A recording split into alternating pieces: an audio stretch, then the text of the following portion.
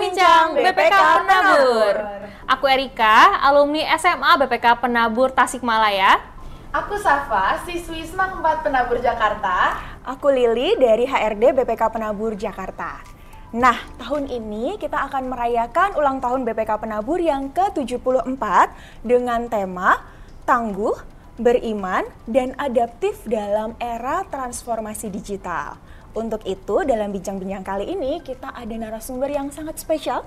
Kita sapa dulu ya, Bapak Yahya Setia Atmaja, CEO BCA, yang adalah juga alumni SMAK 1 ya Pak ya? Betul sekali. Apa kabar Pak Yahya? Baik sekali. Sibuk apa Pak? Lilian, Safa, dan Erika. Betul. Wah, terima kasih. Sibuk apa nih akhir-akhir ini Pak? Akhir-akhir ini, hari ini yang jelas sibuk diwawancara. Podcast katanya. Ya, betul. Jadi, Senang banget kita itu. ya, ada kesempatan buat ngobrol-ngobrol bareng nih. Ya. Thank you Anggap so aja much, warung kopi lah, kita Iya. santai ya. Ngobrol Boleh. santai. Iya. Ya, santai. Ya. Nah, sebelum kita bincang-bincang lebih dalam lagi ya dengan Pak Yahya, kita akan main game dulu nih Pak. Waduh, Boleh ya? seru Biar nih, seru. suasananya juga lebih cair gitu. Gamenya adalah true or false. False. Jadi, Saya banyakan false kelihatannya nih. iya. Silakan, mulai. Ya, nanti kami akan bacakan sebuah pernyataan dan Pak Yahya boleh jawab nih, apakah itu true atau false gitu kan? Oke. Siap, kita mulai ya. Yang pertama, ini asik nih. True or false, kalau nama panggilan Pak Yahya itu adalah Kiki? True. True. Itu nama kecil saya. Nama kecil? Jadi waktu SD, SMP, teman-teman panggil Kiki. Kiki. Atau Kian. Nah, Kian. Pio si Kian, singkatannya Kiki gitu. Nama rumah sebenarnya itu. Iya, lucu. Nama kesayangan Nama ya? kesayangan, Oh, iya. iya. Saya kan anak tunggal. Oh iya. Ya. Oke, yang selanjutnya nih Pak, ini mungkin tentang asmara. Yes. True or false kalau Bapak pernah jatuh cinta karena minjemin jaket Pak? Betul sekali. Aduh. True. Betul sekali. Gimana Jadi waktu ceritanya, Pak? itu ada retreat ya, acara retreat. Kemudian biasa udah malam kan udara lebih dingin Iya. gitu ya. Waktu itu saya lihat seorang wanita cantik. Asik. Waduh, ini rada kedinginan, dia nggak bawa jaket. Saya bawa jaket. Waduh, saya bilang ini target juga nih kan. Kesempatan yang bagus ya. Kesempatan bagus. Iya. Jadi saya buka jaket, terus saya bilang, ini buat kamu, kayaknya kamu kedinginan. Oh, terima kasih katanya gitu ya. Iya. Terus pakai jaket. Tapi sesudah nggak dingin lagi, dia kembalikan ke saya. Bukannya bilang terima kasih lagi gitu ya. Nggak butuh nih. Kata, wah, itu makanya bikin makin penasaran. Bikin Iya, penasaran. mulai Gitu bikin menggebu-gebu ya nyantol di itu. sana. Jadi Betul. trik untuk anda-anda ya nanti ya. Buat yang nonton nih boleh ya. Lesson learned. Dan fun fact memang yang dipinjemin jaket itu sekarang istri Bapak ya Pak? Iya. Bekas pacar sekarang jadi istri. Jadi berhasil. Berhasil, triknya Berhasil. berhasil ya. Boleh Keren. dipakai lagi tuh trik-triknya Ya, tuh. boleh, Iya dong. boleh. Lanjut Pak Yahya. Ya. True or false Pak? Ya. Luka di bibir Bapak itu karena Bapak tanding karate. False. Akhirnya False. false. Apa Jadi nih? kalau mau tahu dulu ya anak-anak kecil, saya ingat tuh 2 Februari tahunnya saya lupa 1962. Wah, Iya. umurnya masih kelas 2 SD juga tuh. Jadi waktu itu namanya anak-anaknya di depan ada beca, nganggur, nggak ada tukang becanya. Terus saya sama ada sepupu saya. Karena kalau sendiri kaki belum sampai genjot beca itu kan. Kayuh becanya. Jadi kita kiri dan kanan genjot masing-masing. Kebayang nggak tuh? Ya, jadi kerjasama Iya, tuh, kerjasama teamwork tim. sebenarnya. Iya. Tetapi ya namanya anak kecil, tiba-tiba ada trotoar tinggi. Jadi beca itu giling trotoar, terbalik becanya. Nah, waktu terbalik rasanya sih nggak apa-apa, tapi kok waktu saya rasakan kok kayak ada keringat, saya usap begini, darah semua di situ. robek Darah berarti, semua, Pak. ternyata di sini pecah. Mungkin kena apanya beca, saya nggak tahu ya. dah. Nah itu waktu itu terus dibawa ke rumah sakit, dijahit gitu ya, itu jadi sampai sekarang berbekas. Jadi bukan karena tanding karate ya? Bukan, Pak Burians bukan. ya? Itu Iya. belakangan, karateka itu udah kelas 4 SD baru saya belajar karate.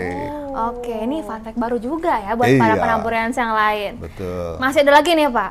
True or false? Ya. Kalau Pak Yahya ini adalah fans beratnya James Bond, betul? Saya sangat mengidolakan Wih. namanya Wih. James Bond. Nah, True berarti Apa ya? tuh Pak? ya saya lihat tuh dia apa ya, galon orangnya, apa ya, suka senyum tapi serius, tapi suka canda juga. Nah, saya juga orang gitu, tipikal kayak begitu. Jadi saya benar-benar idola James Bond, tapi hapusnya yang gila perempuan ya. Itu harus dihapus ya. Hapus ya, nggak boleh dicontoh Itu hapus, itu nggak boleh dicontoh. Salah satu yang Penampilan dia, kemantapan dia, kepribadian dia, ya itu yang kita contoh ya. Yang baik-baiknya ya, Yang yang baik-baik dicontoh aja ya. dong diambil. Betul. Oke, selanjutnya Pak. True or false, kalau dari sekian banyaknya penghargaan Bapak, penghargaan yang favorit itu yang Socrates Award untuk Excellence in Quality dari Business Leaders di London. Yang tahun 2020. True, tapi ada tambahan sedikit. Apa Jadi, tuh? true itu tidak selamanya true 100%. Ya. Ya, itu betul. Karena apa? Waktu itu upacara pengadu Graham Award itu luar biasa ya. Pakai seperti tentara British gitu ya. Luar biasa, mereka pakai dengan jumbai-jumbai dan baju yang keren gitu. Jadi cukup bangga dan itu penghargaan dunia. Tapi di luar itu, belakangan saya mendapatkan penghargaan CEO terbaik di Asia Pasifik. Nah, ini yang juga merupakan kebanggaan ya. Puji Tuhan, nah, kita selalu harus bersyukur Tuhan itu selalu maha baik dan memberikan berkat pada saya. Tanpa itu saya bukan akan mendapatkan itu, saya pikir ya. Betul, betul. Oke, masih lanjut ya Pak, true Oh, or false ya Pak? silakan. Banyak ini. True or false Pak Yahya, Bapak pernah bercita-cita menjadi atlet golf? Wah, itu false. False. Karena cita-cita dulu kalau profesi pengen jadi dokter gigi. Kalau profesi ya, karier ya. Tiba-tiba dulu jadi CEO ya? Pengen jadi dokter gigi. Cuman waktu itu ya orang tua kurang mampu ya, jadi nggak bisa. Akhirnya terdampar di ekonomi. Tapi justru itu jalan Tuhan, diberikan kuliah di ekonomi, Fakultas Ekonomi Universitas Indonesia. Di situ saya mendapatkan teman-teman, jaringan, lobby, sehingga pada saat lulus teman-teman juga mempunyai sesuatu jabatan-jabatan, jadi relationship enak gitu. Iya, Jadi ini penting sekali ya untuk kita menjalin suatu kerjasama di lingkungan kita. Personal approach itu juga penting, dan sedikit tambahan aja ya biar sekalian nyambung gitu. Saya kan juga aktif dulu di Repita namanya, Remaja Pintu iya, Air. betul, Ya, Repita. itu suatu gereja remaja. Di situ juga saya belajar, karena di situ kan kita meminta bantuan orang. Saya kan pernah menjadi ketua di Repita itu. Nah, kita mau lakukan satu proyek, aktivitas, kita kan nggak mungkin semua kita tanganin sendiri. Betul. Harus ada teman-teman. Ya, ada tim ya Pak ya? Ada tim. Nah, bagaimana mempersuasi mereka untuk kerja serius dan hasilnya bagus? Nah, itu kan dengan pendekatan. Dengan tegur sapa yang baik. Terus kalau ada lakukan yang baik, kita bilang, wah keren banget ini kamu, luar biasa. Nah, itu merupakan suatu award yang non-financial award. Tapi orang sangat menghargai Ya, seperti betul. itu ya. Apresiasi. Nah, Iya. itu menjadikan saya dalam waktu masa kerja itu nggak lepas. Jadi kebiasaan habit itu nggak lepas. Jadi saya melihat ya waktu saya di Pintu Air dulu, di SMPK 1, Ya. waktu itu saya aktif di seksi kerohanian, ada Remaja Pintu Air, itu salah satu bahan saya juga untuk melengkapi karir saya kemudian hari. Ya itu sekedar tambah. Jadi true hampir setengah full, tapi banyak ceritanya ya. Iya. Itu ada hikmah ya Pak? Iya, betul. Ada hikmahnya. Lanjut lagi ya Pak ya. Yes. True or false, kalau Bapak pernah tergabung nih dalam sebuah perkumpulan karate yang namanya Black Panther Karate, betul nggak? True betul. Ya. Emang namanya Black Panther, Pak? Jadi gini, awalnya itu saya mendatangkan guru karate, ya itu aliran yang non kontak, ya non kontak itu artinya kalau kita pukul harus ada jarak, nggak boleh kena gitu kan? Oh Ya, itu mungkin beberapa tahun mulai dari kelas 4 SD saya belajar ya di rumah teman, itu nggak banyak muridnya, mungkin cuma 5. Nah sesudah itu saya pikir ini nggak bisa maju terlalu banyak ya. Nah, akhirnya saya join klub karate yang namanya Black Panther. Nah, di situ Namanya ya? muridnya banyak. Nah, di situ kita tuh full contact. Jadi kalau pukul benar-benar harus kena gitu. Wah, jadi siap-siap aja di situ. Jadi Kena, bener. cukup keras. Fisiknya Fisik kuat cukup ya? keras gitu. Jadi Iya. memang digembleng di situ. Kira-kira gitulah ceritanya. Oke, fun fact terakhir ya Pak ya. Ya. True or false Pak Yahya, Bapak dari TK sampai SMA sekolahnya di Penabur? 100% true. Terus. Penaburians, di OG Iya, Penaburians Penaburians. nih. SDK 1, SMPK 1, SMAK 1 juga. Jadi semua satu. keren. Asli Penaburian. Asli. Di OG original Penaburians. Original. Betul. Yes. Teman-teman mau kayak Pak Yahya, tunggu apa lagi? Iya, tunggu apa lagi? Join penabur. Betul. Pak, masih ingat nggak Pak, kira-kira ada pengalaman menarik nggak Pak selama sekolah di Penabur? Apa sih Pak? Boleh diceritain mungkin sedikit aja Pak Yahya? Sebenarnya cukup banyak ya. Ini kalau saya cerita 3 jam nggak selesai gitu. Mungkin saya ambil cuplikan-cuplikan ya gitu. Jadi waktu itu di SDK ya, saya ingat tuh kalau ada upacara bendera ya, kita diajar untuk tertib. Iya. Ikuti upacara bendera, lalu ada kalau waktu itu pengurus kalau nggak salah memberikan wejangan, dan itu kita diharapkan juga mendengarkan dengan baik, dan ini suatu bekal kan. Anak-anak kan masih perlu diberikan bekal, Iya, di samping guru itu ilmu, tetapi Penabur juga memberikan wejangan-wejangan dari pengurus yang sifatnya lebih umum. Ini saya kira positif. Waktu SMPK juga salah satu yang saya merasakan kehebatannya adalah di OSIS ya, Iya, Ikatan OSIS. Pelajar. Dulu Iya, namanya betul. Ikatan Pelajar ya. IP makanya dibilang, sekarang namanya OSIS ya. OSIS.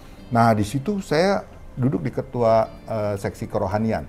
Nah itu yang tadi saya cerita, bikin yang gereja Repita, Repita. ya. Itu tahun 1970 ya, pada waktu saya kelas 2 SMP. Itu juga suatu kesan yang mendalam. Dan pada waktu kelas SMA yang bagus itu satu adalah bahwa pada setiap naik kelas itu ada mixing. Jadi pergaulan kita tuh makin banyak ya. Iya, jadi Waktu nggak- SMP enggak, lebih banyak dedicated gitu. A, B, C terus aja gitu kan. Tetapi waktu SMA mulai diputer ya. Saya nggak tahu nih sekarang masih begitu apa enggak.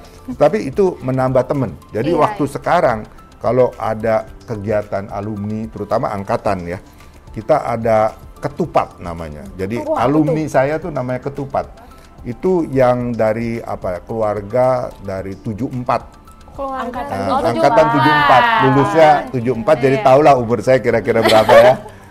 Jadi itu tetap kompak dan makin banyak karena kita semua tuh kan 74 semua anak SMA lulus ya. Nah ini apa namanya bisa banyak kenalan gitu.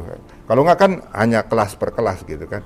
Jadi itu beberapa hal yang saya pikir cukup bagus waktu saya di BPK Penabur ya. Oke, berarti bagus ya, dari Penabur ini banyak juga hal-hal selain dalam pelajaran yang diajarkan itu banyak ya. Pendidikan karakternya. Betul. Oke, seru banget ya. Tadi kita udah main true or false. Nah, sekarang kan kita udah sedikit mengenal Pak Yahya nih. Kita udah tahu beberapa fun fact-nya juga ya tadi ya. Nah, sekarang Pak, kalau gitu kita akan masuk ke obrolan yang lebih dalam. Mungkin kalau anak muda sekarang bilangnya ini daging banget obrolan. Sebelumnya Bapak sempat mention bahwa Bapak pengen jadi dokter gigi kan Pak? Betul. Cuman waktu itu keadaannya tidak memungkinkan juga, makanya Bapak pilih ambil jurusan yang lain gitu Pak. Ya. Nah, dengan Bapak bilang latar belakang keluarga yang cukup sederhana, bahkan untuk kuliah aja harus menimbang-nimbang lagi jurusannya. Tapi kan sekarang Bapak kita kenal sebagai CEO Bank BCA yang sekeren ini. Nah, apa sih yang Bapak lakukan untuk bisa di titik ini gitu Pak? Ya, terima kasih Safa ya. Jadi memang ini perjalanan yang panjang ya. Kalau kita lihat waktu saya tidak bisa masuk sebagai kuliah dokter gigi ya, itu pun rasanya rada kecewa sebenarnya ya. Soalnya gini, papa saya nanyain waktu pas SMA kelas 3 tuh, kamu tuh mau mana sih katanya. Ditanya kan, ya jawab gitu kan. Mau jadi dokter gigi, waduh mahal loh katanya. Kuliahnya mahal, ntar perlengkapan juga mahal kan. Terus ya udah dah teknik atau kedokteran. Waduh, mahal juga katanya. Waduh, saya pikir bingung juga kan. Terus apa ya? Ekonomi dah katanya. Ya coba dah kamu cek harga. Saya cek waktu itu Trisakti sama Untar ya. Waduh, ternyata waktu saya kasih tahu uang masuknya mahal juga kata. Waduh, ini apa gitu kan. Jadi akhirnya udah saya ikut ujian negara dari Universitas Negeri ya. Nah, salah satu di Universitas Indonesia ya. Puji Tuhan, itu juga nggak tahu kenapa ya, sebelumnya itu ada teman menawarkan bimbingan tes. Dan teman itu ngajak saya jemput. Rumah saya waktu itu daerah Mangga Besar ya. Dia jemput saya terus balik sampai ke Rawamangun. Bimbingan tes itu, pulangnya dianterin lagi. Karena saya nggak ada kendaraan, memang setengah mati kan ke Romangun waktu itu kan. Nah, itu bekal loh, benar-benar bekal waktu mengikuti tes di Senayan. Puji Tuhan banget, banyak pertanyaan-pertanyaan yang betul-betul itu saya dapatkan, ya. Dan tentu saya berdoa. Nah, waktu itu betul-betul saya merasakan iman saya kepada Tuhan tuh luar biasa. Selesai ujian, teman-teman bilang, udahlah, berat katanya 1:300, ini persaingannya kan susah banget ya. Tapi saya enggak, saya berdoa terus dan saya merasakan Tuhan mengatakan, kamu akan dapat. Jadi waktu lihat tabel yang lulus yang terima, saya tuh bukan mencari-cari, bukan mengharap gitu ya, tapi langsung cari J nama saya gitu. Udah yakin, Ada Pak? betul. Wah, itu betul-betul Tuhan memberkati saya ya. Betul. Nah, ini salah satu ya.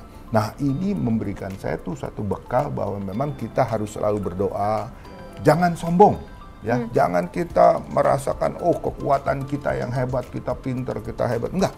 Segala sesuatu itu diberikan dari Tuhan. Dan kalau kita terus dekat dengan Tuhan, maka Dia akan melancarkan semua jalan saya. Nah, bagaimana tidak? Sudah lulus sekolah ya. Malah belum lulus nih. Masih, jadi gini, kuliah sudah selesai, tetapi untuk menunggu skripsi, waktu itu ada skripsi, itu kan kita harus mengumpulkan bahan. Nah, ini saya sambil cari kerjaan. Saya dapat kerja di kantor akuntan Pricewaterhouse. Tahu nggak kerjaan saya pertama apa? Apa tuh, Pak? Suruh fotokopi. Fotokopi aja? Iya, suruh fotokopi doang. Jadi tukang nggak apa-apa. fotokopi. Iya, pertama kali saya kerja itu. Jadi itu justru saya berpikir, wah, waktu itu ya saya berpikir, wah, ini masa kerja udah lulus universitas suruh fotokopi. OB juga bisa, saya pikir kan. Tapi nggak apa-apa. Belakangan saya berpikir, ya kita memang harus selalu awal kerjaan dari yang paling simple, yang humble. Betul. Nah, anak-anak sekarang jangan mau yang instan cepet naik ya. Kerjakan dari basic. Itu penting. Nah, sudah itu saya kan tadi saya bilang dari keluarga kurang mampu. Akhirnya saya rentalin kaset video. Waktu itu Betamax. Jadi setiap 2 minggu 16 unit. Nah, saya muter-muter pakai, waktu itu udah lumayan kalau udah kerja udah bisa beli motor ya. Itu pun cicilan gitu kan. Nah, kemudian ada satu klien saya yang nyewa video. Itu adalah direktur dari PT Kalbe Farma. Waktu dia juga lulusan UI. Dia bilang, "Kamu kan lulusan UI. Udah, ikut saya," katanya. Nah, Langsung itu ya? langsung dari Pricewaterhouse saya langsung diajak beliau itu bekerja di Kalbe Farma menjadi asisten manajer. Ini kan kalau dilihat ya, bukan suatu kebetulan ya, melalui jalan yang agak susah menjadi rental daripada video, itu saya mendapatkan job yang lebih bagus. Saya ingat sekali dulu waktu akuntan gaji saya itu paling 100.000 sebulan, 100.000. Waktu di Kalbe Farma 250 langsung, 2,5 kali dikasih langsung. Semua ya itu lumayan. Dari situ pun demikian. Sesudah di situ usia 33 ya. Target saya waktu itu ya, namanya anak muda ya, punya target kan. Saya mengharapkan kalau saya bisa jadi wakil direktur, udah top of my career, saya pikir di situ ya. Tiba-tiba saya dipanggil. Ini direktur keuangan yang lama akan resign. Kamu yang gantikan. Langsung dari shareholder. Langsung ke direktur keuangan. Umur 33 loh. Jadi berkat Tuhan tuh luar biasa ya. Nah, dari situlah kemudian udah berapa tahun saya di sana, tiba-tiba ada lagi telepon dari Singapura. Headhunter, kalau Anda tahu headhunter itu badan atau lembaga yang mencari profesional. Nah, dia ngajak saya ketemu ke Hotel Hilton, saya masih ingat, di kamar tertentu diajak saya pikir dia menawarkan pekerjaan untuk rekrutmen di Kalbe kan. Ternyata enggak, saya yang diincar sama dia. Jadi saya yang diincar sama dia, ditawarkan dengan gaji double di Indomobil sebagai direktur keuangan juga. Direktur keuangan. Jadi waktu itu langsung saya ambil pekerjaan itu. Ya saya berdoa, ini pentingnya, saya selalu bawakan dalam doa. Akhirnya saya masuk di Indomobil. Kira-kira 1,5 tahun di Indomobil, tiba-tiba pemegang saham daripada Indomobil waktu itu keluarga Salim panggil saya. Dia bilang, "Kamu mau nggak kita tawarkan ke BCA, perusahaan yang lebih besar. Tetapi sorry ya," katanya, Di Indomobil perusahaan lebih kecil, kamu direktur keuangan. Kalau di BCA kamu wakil kepala divisi. Ya, wakil kepala divisi GM lah, General Manager ya, bukan direktur katanya. Tetapi kamu dalam setahun itu akan jadi kepala divisi. Ini kan wakil. Dalam setahun. ya. Nah, oke, saya bilang. Itu pun prosesnya lama dari Februari sampai Oktober ya. Tahun 19 berapa itu ya? 90. Nah, akhirnya saya pindah ke BCA sebagai wakil kepala divisi kan. Janji setahun nih, tahun 90. 91 saya tunggu, nothing happen. Nggak ada surat promosi. Tahun 92 Sami mawon kalau orang Inggris bilang ya. Masih stay, Iya, stay sama ya, aja bertahan. tetap wakil kepala. 93 begitu juga, 94.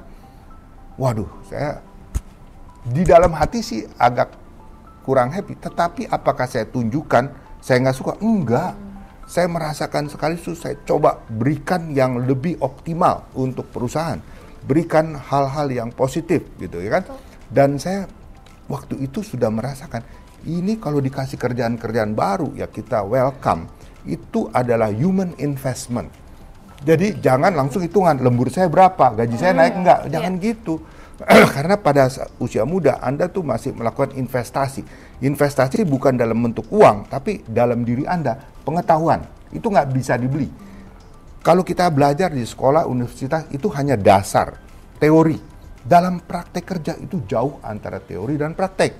Jadi makin banyak pekerjaan yang Anda diberikan kepercayaan, itu makin besar manfaat bagi Anda. Ya, waktu itu saya terima. Ya semua akhirnya 95. 5 tahun, Bo, kata anak muda sekarang. 5 tahun nunggu tuh penantian ya. Jadi untuk anak-anak muda jangan selalu ingin yang instan.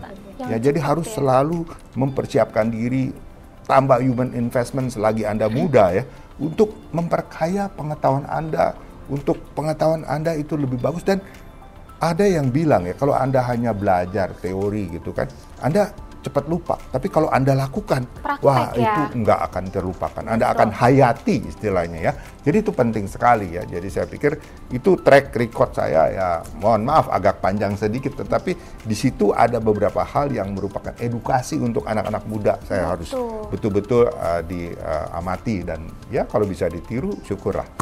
Kira-kira gitu. Iya, ini harus diturin nih buat pemirsa-pemirsa ya. Anak muda investasi dari leher ke atas berarti ya Pak ya. Di pengetahuannya. Iya, betul. Dan memang selalu Dan tangan kaki juga karena harus bekerja. Iya, benar, semuanya, Harus berarti bekerja, semuanya ya. mengerjakan semua gitu. rencana Tuhan juga kita harus terus andalin Tuhan ya. Betul. Nah, Betul. pasti Tuhan selalu siapin yang Betul. lebih baik. Iya. Nah Pak, tadi kan perjalanan karir Bapak itu panjang ya Pak, dan tentu saja tidak instan. Iya. Ya, Ada waktu harus menunggu, sabar, bahkan ya tekun. bersabar 5 gitu. tahun. Nah, kami wondering nih Pak, ada nggak Pak advice untuk kami nih yang sedang memulai karir nih, bahkan ada yang masih sekolah nih Pak, Ya, tapi ya. kan next time pasti akan meniti karir ya Pak ya. Ya. Ada nggak Pak advice untuk kami caranya menentukan keputusan karir yang tepat dan bijaksana tuh apa sih Pak? Karena Oke. kan kalau Bapak kan kami pernah baca di buku ya Pak ya. Sebelumnya, sebelum menerima tawaran di BCA itu Bapak pernah ditawarin juga ya di Bank Danamon juga ya Pak? Ada di Amex Danamon, Bank di juga. Amex, di Sinarmas, Iya. banyak sekali tawaran. Nah pasti itu ada dilema karir kan Ya, Pak? ya, betul. Kami pengen tahu nih apa yang jadi tipsnya Bapak? Gini, harus dibedakan zaman saya dan zaman now katanya Iya. ya. Jadi kalau peribahasa kata aja, saya ambil contoh ya, peribahasa kata dari zaman dulu itu berakit-rakit dahulu, bersenang-senang, berenang-renang ke tepian, ya. bersakit-sakit dahulu, bersenang-senang kemudian. Kalau zaman now beda, berakit-rakit ke hulu, berenang-renang ke tepian. Yang lain udah ke penghulu, kok kamu masih sendirian? Nah, itu bukan buat kamu ya, buat kakak kamu yang masih sendirian itu boleh. Nah, itu menandakan bedanya dulu sama sekarang. Dulu saya lebih gampang. At that time seperti tadi ya, basic saya memang keluarga kurang mampu. Dapat gaji, tambahan gaji, yang penting saya lihat company-nya juga ya, apakah itu lebih luas, scope-nya bagaimana, itu saya langsung ambil ya. Tapi kalau sekarang itu beda saya pikir ya. Sekarang ini anak-anak muda sekarang ini udah dibentuk seperti itu. Mereka tuh lebih mengutamakan semacam keinginan ataupun apa istilahnya yang tepat ya itu. Jadi dia tuh memang pengen jadi art, pengen untuk bekerja dalam IT bidang apa. Nah, ini basic ya saya pikir. Jadi teman-teman coba lihat untuk mengembangkan karir di bidang yang Anda senang. Ini kira-kira Anda memerlukan hal-hal apa? Anda lengkapi diri Anda dengan yang Anda fokus itu. Tetapi kalau nanti sesudah kamu coba inventarisasi, ternyata waduh ini ternyata nggak gampang, baru Anda coba switch ke bidang lain yang kira-kira lebih gampang, lebih mudah Anda capai. Karena kan keinginan kita belum tentu semuanya bisa terpenuhi ya. Tetapi paling tidak kita usahakan untuk bisa penuhi yang memang kita minat. Karena kalau anak muda sekarang bekerja yang sesuai minat mereka, itu hasilnya excellent. Ya, tetapi kalau kurang begitu minat, rada-rada kurang, tetapi ya tolong dalam hal ini kalau memang mau mencari karir yang bagus, tetap tekuni. Jangan meladeni keinginan jiwa. Ya, itu penting. Saya pikir itu aja yang perlu Anda perhatikan sebagai basic dalam menentukan pilihan. Oke. Berarti minat dulu, kemudian di dalam. Kalau yang sekarang ya saya pikir that's the only way gitu. Karena anak muda sekarang agak beda gitu. Betul. Nah, Pak, kalau bisa kita lihat sekarang nih, perkembangan teknologi ini udah maju banget ya, Pak ya. Betul. Udah banyak platform digital kayak Twitter, TikTok, Instagram, dan lain sebagainya. Dan tentu adanya perkembangan ini juga menawarkan pekerjaan-pekerjaan baru nih, Pak. Kayak jadi influencer ya, Pak. Selebgram, yang ketika mereka sudah terkenal, punya followers banyak, mereka dapat endorsement. Lalu dapat uang tuh Pak, dan nominalnya juga nggak kecil ya Pak ya. Betul. Itu gede sekali, bahkan bisa aja mengalahkan gaji karyawan-karyawan yang lulusan S1. Nah, maka dari itu kan pekerjaan itu nggak menuntut ya, nggak nuntut adanya syarat pendidikan harus S1 kah, S2. Nggak sedikit juga nih anak muda ya sekarang ini tergoda, aduh apa gue masuk kuliah ya, langsung aja jadi selebgram dapat uang gitu kan, lama-lama nih kuliah. Menurut Bapak nih, apakah di zaman sekarang ini masih dibutuhkan Pak pendidikan-pendidikan kayak S1, S2, sedangkan udah banyak nih platform-platform yang menawarkan kesempatan-kesempatan gitu. Jadi gini, kamu lihat Indonesia ini 270 juta jiwa. Ya, setiap tahun tuh berapa banyak jebolan universitas dan berapa banyak jebolan SMA misalnya. Katakan ya meskipun namanya influencer kan sebaiknya paling enggak SMA lah gitu kan, after that baru dia kembangkan. Nah, Anda lihat salah satu contoh, banyak startup, ya itu kan lagi keren juga ya startup ya, yang pengen menjadi unicorn, dekakorn, ya, jadi yang valuasi dalam dolar itu luar biasa tinggi. Tapi jangan lupa yang jadi tuh 1, 2, 3 nggak banyak. Yang banyakan itu jadi apa? Popcorn. Jadi popcorn akhirnya meletup gitu kan. Jadi banyak sekali startup yang gagal. Influencer, kamu hanya melihat yang sukses. Berapa banyak yang berusaha tapi nggak berhasil. Gitu kan? Kemudian seperti saya ya, puji Tuhan, saya bisa menjadi CEO satu bank yang besar. Mungkin ada beberapa teman yang juga menjadi CEO di beberapa bank. Anda hitung berapa banyak dari kesempatan masuk kerja bank. Di BCA ada 60.000 orang gitu kan, yang bisa jadi cuma satu gitu kan CEO dari BCA Bank. Nah, sama juga. Jadi artinya ada satu hal yang Anda bisa tekuni. Katakan ya udah nggak usah terlalu pendidikan formal. Tetapi kalau begitu Anda fail, Anda mau jadi apa?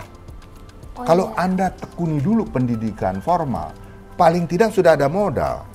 Sudah ada suatu modal. Kalau yang Anda sukai menjadi influencer atau tiktokers atau IGers atau apalah gitu ya. Nah, tapi kalau penaburian hebat sih gitu ya. Tetap hebat kalau itu. Nah, kalau itu sampai Anda gagal, kalau sukses ya nobody ask you. Puji Tuhan. Kalau nggak sukses, Anda mau terdampar di mana? Nggak ada ilmu, nggak ada pegangan. Kalau Anda punya ilmu, punya pendidikan, kan ya kembali kepada pendidikan itu. Kalau Anda gagal sebagai influencer, mau coba, karena saya lihat ya, influencer atau tiktokers itu punya talenta sendiri, di mana belum tentu semua orang bisa memiliki itu ya. Perlu ketekunan juga, perlu networking dia gitu ya, perlu gaya-gaya yang ya mungkin menarik buat para pelihat ya. Nah, viewersnya. Nah, jadi itu memang bisa. Tetapi yakin nggak semua influencer itu sukses gitu kan, Iya. akan banyak halangan. Nah kalau Anda bermodalkan pendidikan dulu, ada sudah modal minimal, gagal di situ ada yang lain, jadi nggak jadi popcorn gitu kan. Jadi ada plan B, Iya, ada yang plan B-nya lain udah harus ya. siap, dan ini basic, betul-betul Iya. based on knowledge Anda. Kira-kira gitu. Setuju. Jadi emang kita harus ada bekal dulu ya Pak Iya, ya. harus bekali dulu. Iya, jadi nggak Jangan mau instan, ingat. betul, jangan Ya. instan. Ya. Oke. Sekolah itu ternyata tetap penting menurut Iya. Pak Yahya ya, berarti Penting, pendidikan. mendapatkan basic pendidikan penting sekali. Nah, pesan-pesannya nih Pak untuk penaburians, kan Bapak punya pengalaman sekolah tadi ya di penabur Ya. gitu ya. Harus belajar apa sih Pak sebagai mempersiapkan di bidang pendidikan ini? Kami sebagai penaburians itu harus ngapain Pak supaya nantinya hopefully sih kami sebagai generasi lebih punya daya juang ya Pak ya, supaya Ya, jadi ya. generasi yang tangguh nih, nggak Iya, instan nggak gitu. instan-instan aja. Ya, saya pikir seperti yang tadi saya sempat katakan ya, jadi Anda tetap ikuti pendidikan, belajar dengan tekun, karena itu adalah human investment. Apapun yang Anda pelajari, itu semua tuh investasi untuk diri Anda. Memang belum tentu kepake semua, ya. Nanti ujungnya 1-2 ilmu yang Anda pakai. Dan jangan lupa, sesudah pendidikan selesai pun, itu nggak selesai loh. Itu baru awal daripada karir Anda. Anda terus harus belajar, itu basic. Nah, kemudian di sekolah juga kan kadang-kadang murid-murid tuh tidak betah, agak diatur ya. Kepribadiannya, seragamnya, harus seragam, harus ini itu, kayaknya tuh waduh kok ketat banget. Tapi itu mendidik diri Anda. Yang Karena ngebentuk ya. kesuksesan itu bukan hanya dari pinter belajar, kalau nggak online aja semua, hanya ilmu. Tapi Anda perlu sosialisasi, ketemu teman, sedikit-sedikit ribut, sedikit-sedikit mau berantem, tetapi bagaimana beresinnya, gitu kan, itu penting, sosialisasi. Dengan orang yang lebih tua, guru-guru gitu, Anda harus bisa mengikuti ya moodnya di situ ya. Jadi ini penting sekali bekal bagi para penaburian ya. Semoga Anda tuh bisa menjadi orang-orang yang sukses nanti di kemudian hari. Saya pikir itu basic-basic yang perlu ditekuni. Oke Pak, tapi sebenarnya dari cerita Bapak tadi, sebenarnya aku pun penasaran sih Pak. Kan Bapak sekarang udah mencapai puncak karir lah ya. Tadi Betul. Bapak pun udah berharapnya apa, tapi Tuhan kasih yang lebih besar Ya, lagi. betul. Dan kami pun melihatnya juga CEO nih kayaknya udah top banget ya. Tinggi itu. Nah, sebagai seorang CEO bank terbesar di Asia, masih adakah yang Bapak mau capai setelah ini?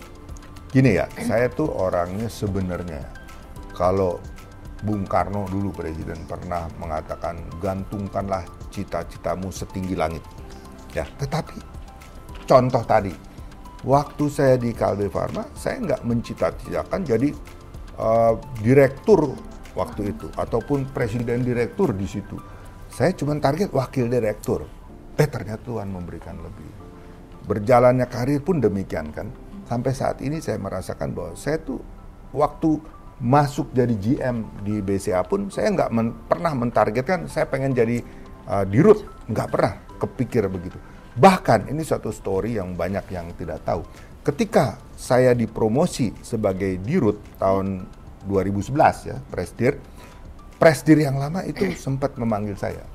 Kamu saya siapkan untuk gantikan saya menjadi presdir pada saat itu ya. Langsung dipilih ya. Nah, iya, malah saya kaget. Kalau orang lain mungkin, waduh, kapan Pak? Terima kasih. Excited. Saya enggak.